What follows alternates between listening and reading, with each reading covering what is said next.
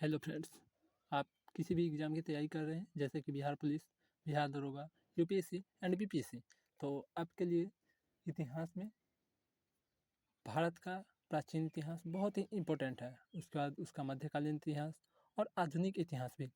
तो आज हम इसी टॉपिक पे बात करेंगे कि भारत का इतिहास। तो भारत के इतिहास को 3 खंडों में बांटा गया है। प्राचीन भारत, मध्यकालीन भारत और आधुनिक भारत। तो प्राचीन भारत में जो एग्ज़ाम के दृष्टि से जो इम्पोर्टेंट है वो है हर्यक वंश, मौर्य वंश, शुंग वंश और थोड़ा बहुत कण्व वंश और उसके बाद गुप्त वंश। तो इसमें हम कह सकते हैं कि मौर्य वंश और गुप्त वंश सबसे ज़्यादा इम्पोर्टेंट है।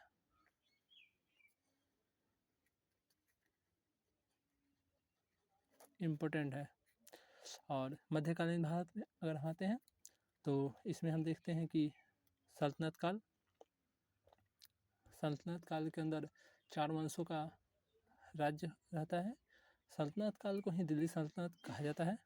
तो इसमें तुगलक वंश, लोदी वंश, बहमनी वंश और गुलाम वंश। और इसके बाद आता है जो भारत में वह मुगल वंश। यह भी एग्ज़ाम की दृष्टि से इम्पोर्टेंट है। और आधुनिक भारत में अगर हम आते हैं तो आधुनिक भारत में ब्रिटिश काल और इसके बाद स्वतंत्रता संग्राम, आज़ाद भारत और आज तक के बारे में अध्ययन किया जाता है। तो चलिए हम प्राचीन काल की बात करते हैं। प्राचीन काल कहते आखिर किसे हैं? भारत का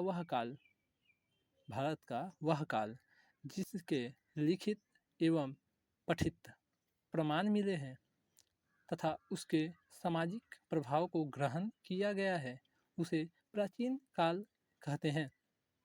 इसके अर्थात या इसके कहने का मतलब है कि भारत का वह काल जिसमें लिखित साक्ष्य की बात करें तो हमें सिंधु घाटी सभ्यता से भी मिली है, परंतु उसे हम डिकोड अर्थात पढ़ नहीं पाए। तो इसलिए यहाँ पे बात है लिखित और पठित। तो प्राचीन काल में जो बौद्ध काल है यानी भगवान बुद्ध का काल, उस समय से हमें लिखित और पठित दोनों प्रमाण मिलते हैं। तो आइए इसमें हर्यक वंश के बारे में हम थोड़ा बात करते हैं। इसके संस्थापक बिंबिसार थे। आप लोग ध्यान रखिएगा कि मौर्य वंश में बिंदुसार है और हर्यक वंश में बिंबिसार है, जिसकी राजधानी राजगिरी और साम्राज्य मगध था। अर्थात हर्यक वंश का राजा जो था प्रथम स्थापक वो बिंबिसार था और उसकी राजधानी राजगिरी थी।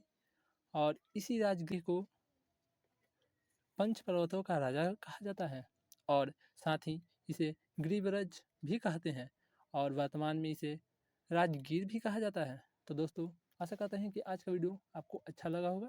तो ऐसे ही वीडियो के लिए आप हमारे चैनल को सब्सक्राइब करें और बेल आइकन को दबा दें,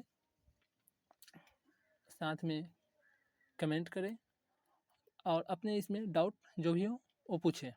साथ में अपने दोस्तों को भी शेयर करें जो भी एग्ज़ाम की तैयारी कर रहे हों। धन्यवाद।